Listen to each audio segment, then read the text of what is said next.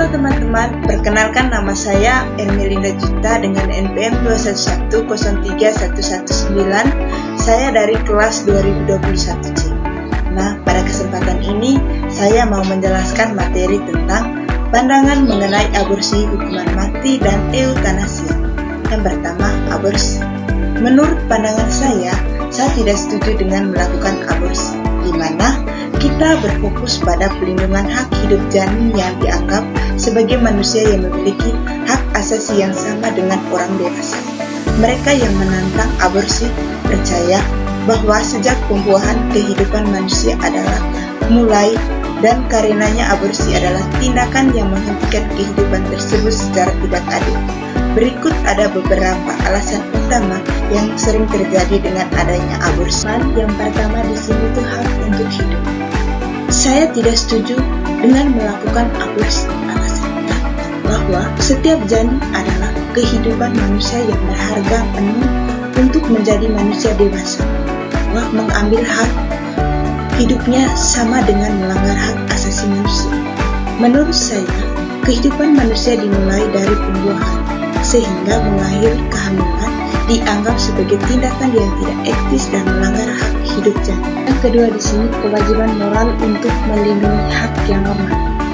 Pandangan kontra terhadap aborsi sering didasarkan pada prinsip bahwa masyarakat memiliki kewajiban moral untuk melindungi individu yang tidak mampu melindungi diri sendiri, termasuk janin yang berada dalam kandungan. Janin dianggap sebagai individu yang paling rentan karena tidak memiliki suara atau kemampuan untuk melindungi diri. Nah, yang ketiga, pandangan keagamaan. Nah, agama banyak menentang aborsi. Kehidupan dianggap sebagai pemberian atau amal dari Tuhan yang tidak boleh diakhiri secara sengaja.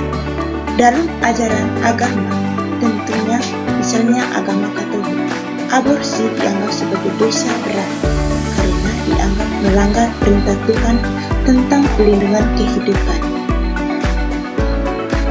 Banyak agama mengantai agama yang kontra terhadap tentangnya aborsi, yang tidak berhak menentang kapan kehidupan dimulai dan diakhiri, dengan sebagai tindakan yang mengakhiri nilai-nilai keagamaan tertentu.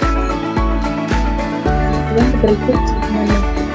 Saya memiliki dua pandang mengenai adanya hukuman mati. Pertama, saya setuju dengan adanya hukuman mati karena dapat mencegah kejahatan, di mana hukuman mati ini dapat berfungsi sebagai pencegahan kejahatan berat seperti pembunuhan. Yang kedua, keadilan bagi korban. Mereka percaya bahwa hukuman mati diberikan keadilan bagi korban dalam keluarga mereka, terutama dalam kasus kejahatan yang sangat brutal. Tetapi di sisi lain, saya tidak setuju dengan adanya hukuman mati, yaitu ada khawatir bahwa sistem pengadilan dapat salah hukum orang yang tidak bersalah, yang mengakibat kematian orang yang tidak bersalah. Pandangan mengenai eutanasi.